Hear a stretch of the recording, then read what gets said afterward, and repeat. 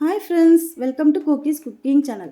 இன்னைக்கு நம்ம சேனல்ல ஒரு 80s 90s kids pettikadai palkova எப்படி செய்யுதுன்னு பார்க்க போறோங்க. இது வந்து ஒரு 30 minutes இருந்தா சூப்பரா நமக்கு ஒரு பால்கோவா ரெடி ஆயிடும். இப்போ இது எப்படி செய்யுதுன்னு பார்க்கலாம்.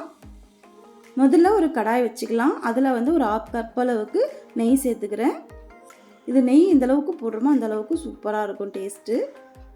இப்போ வந்து ஒரு கப் அளவுக்கு மைதா சேர்த்துக்கிறேன். ஒரு கப் அளவுக்கு மைதா, 1/2 கப் அளவுக்கு நெய். இதுதாங்க மெஷர்மெண்ட். 3/4 கப் அளவுக்கு சுகர் தேவைப்படும். இப்போ வந்து இது நம்ம வறுக்க ஆரம்பிக்கலாம். நல்லா நெய்யோடு அந்த மைதா வந்து நல்லா கலந்து வரணும்.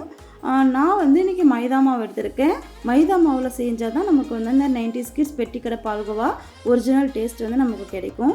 நீங்கள் மைதா மாவு ஆட் பண்ண வேணாம்னு நினச்சிங்கன்னா நீங்கள் கோதுமை மாவில் கூட செய்யலாம். அதுவும் நல்லாயிருக்கும் டேஸ்ட்டு. பாருங்கள், இப்போ வந்து ஒரு 10 மினிட்ஸ்க்கு வந்து நம்ம வந்து மிதமான தீ வச்சு வறுத்துட்டே இருக்கலாம். நல்லா வந்து அது ஒன்றா சேர்ந்து கலந்து வரணும்.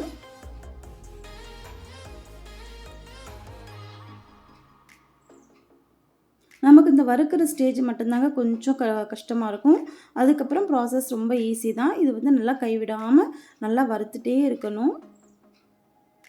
நல்லா ஒரு 10 நிமிஷத்துக்கு ஒரு நல்ல ஒரு மணமான நல்ல ஒரு வாசனை வரும். அந்த அளவுக்கு நம்ம பாருங்கள், இப்போ வந்து மணலாக வந்து பிரிஞ்சு வந்திருக்கு. இதுக்கப்புறம் மறுபடியும் ஒன்றா சேர்ந்து வரும். அந்த நெய்யோடு நல்லா உருகி இலகி வரணும். அது வரைக்கும் நம்ம வறுத்துக்கிட்டே இருக்கலாம். கொஞ்சம் கலர் மாறும். இந்த 10 நிமிஷம் ஸ்டேஜில் வந்து கொஞ்சம் கலர் மாறும். அந்த சமயத்தில் நம்ம இன்னொரு 1 டீஸ்பூன் அளவுக்கு நெய் ஆட் பண்ணிக்க போகிறோம். பாருங்கள், இப்போ வந்து 10 நிமிஷம் ஆகிடுச்சு. இப்போ ஒரு ஸ்பூன் நெய் விட்டு கலந்து விட்டுடலாம். நல்லா இன்னொரு 5 மினிட்ஸ்க்கு வந்து நம்ம இதை வந்து நல்லா வறுத்து எடுக்க போகிறோம். இன்னொரு 5 மினிட்ஸில் வந்து இது நல்லா வந்து இலகி நமக்கு மாவு வந்து கொஞ்சம் க்ரீமிஷ் டெக்ஸ்சர் கிடைக்கும். பாருங்கள், இப்போவே நல்லா ஒரு க்ரீமியாக வந்திருக்கு. நல்லா இலக்கமாக வந்திருக்கு பாருங்கள். மாவு வந்து நெய்யோடு சேர்ந்து பாருங்கள், இந்த அளவுக்கு நல்லா இருக்குது.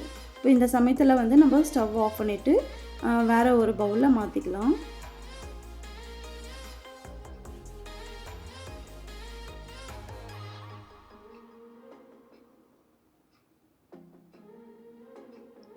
இது சூடு வந்து ஆற ஆற நமக்கு வந்து இன்னும் இலக்கமாக வரும்.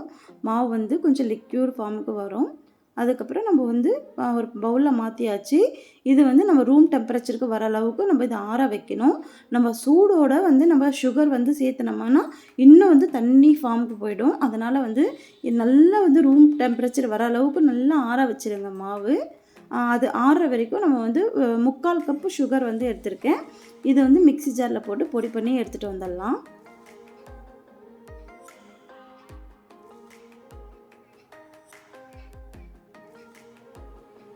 பாருங்கள், பொடி பண்ணி எடுத்துகிட்டு வந்தாச்சு. எனக்கு வந்து 3/4 கப் சுகர் வந்து கரெக்டாக இருந்தது. உங்களுக்கு இன்னும் ஸ்வீட்னஸ் வேணும்னா ஆட் பண்ணிக்கோங்க, இல்லைன்னா லெஸ் பண்ணிக்கோங்க. கம்மியாக வேணும்னாலும் லெஸ் பண்ணிக்கலாம், உங்களோட ஸ்வீட்டுக்கு தகுந்த மாதிரி. பாருங்கள், இப்போ பாருங்கள் எவ்வளோ இலக்கமாக வந்திருக்கு பாருங்கள். அந்த மாவு வந்து நம்ம வந்து ரூம் டெம்பரேச்சருக்கு நல்லா வந்து இலகி வந்துடுச்சு. மறுபடியும் சொல்கிறேன், நீங்கள் சூடோடு வந்து சுகர் ஆட் பண்ணவே கூடாது. நீங்கள் சுகர் சூடோடு ஆட் பண்ணிங்கன்னா தண்ணி மாதிரி ஆகிடும். இப்போ வந்து ஒரு 1/4 டீஸ்பூன் ஏலக்காய் தூள் வந்து ஆட் பண்ணிக்கிட்டேன். அதுக்கப்புறம் நம்ம சுகர் வந்து ஆட் பண்ணிக்க போகிறோம். எடுத்ததுமே மொத்தமாக சுகர் ஆட் பண்ணாமல் நமக்கு எவ்வளோ தேவையோ அந்தளவுக்கு பார்ட்டாக நம்ம ஆட் பண்ணி நம்ம கலந்து விட்டுக்கலாம்.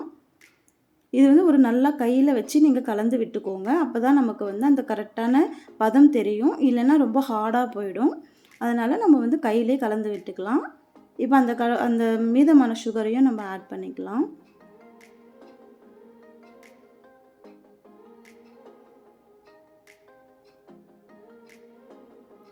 இது நல்லா கலந்து விட்டுட்டு இப்போ வந்து வேறு ஒரு பவுலில் வந்து ட்ரான்ஸ்ஃபர் பண்ணிக்கலாம். அதுக்கு முன்னாடி நம்ம அந்த பவுலில் வந்து கொஞ்சமாக நெய் தடவி வச்சுப்போம். நான் வந்து இந்த மாதிரி பவுல் எடுத்துருக்கேன். நீங்கள் இன்னும் கொஞ்சம் குட்டி பவுலாக எடுத்துக்கோங்க. அப்படி இல்லைன்னா நீங்கள் பிளேட்லேயே கூட நீங்கள் இந்த மாதிரி நெய் தடவிட்டு நீங்கள் செட் பண்ணி வச்சுக்கலாம், தப்பில்லை. இது வந்து ஒரு 10 நிமிஷம் இல்லை 15 நிமிஷம் வந்து நம்ம ஃப்ரிட்ஜில் வச்சு எடுக்க போகிறோம் செட் ஆகிறதுக்காக. இது ஈவனாக நல்லா கலந்து விட்டு பண்ணிக்கோங்க.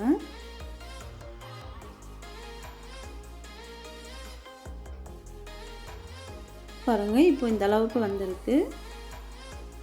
இப்போ வந்து இது நம்ம ஃப்ரிட்ஜில் வச்சிடலாம். ஒரு 15 to 20 மினிட்ஸ் கழித்து நம்ம வந்து இதை எடுத்து பார்க்கலாம்.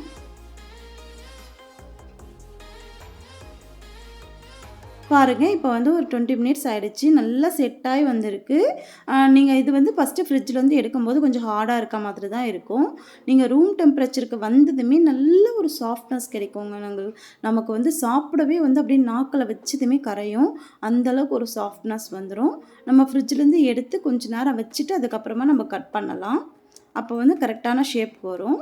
பாருங்கள், இப்போ வந்து நம்ம பிளேட்டில் மாற்றியாச்சு.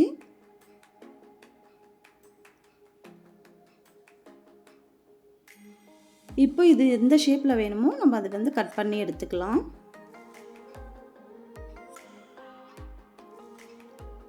உங்களுக்கு ஃப்ரிட்ஜிலேருந்து எடுத்ததுமே கொஞ்சம் ஹார்டாக இருக்க மாதிரி தான் இருக்கும்.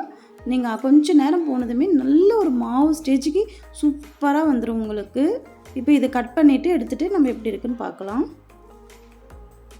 பாருங்கள், அவ்வளோதாங்க. நம்மளுடைய 80s 90s கிட்ஸ் பெட்டிக்கடை பால்கோவா சூப்பராக ரெடி ஆகிடுச்சு. டேஸ்ட்டும் சூப்பராக இருந்ததுங்க.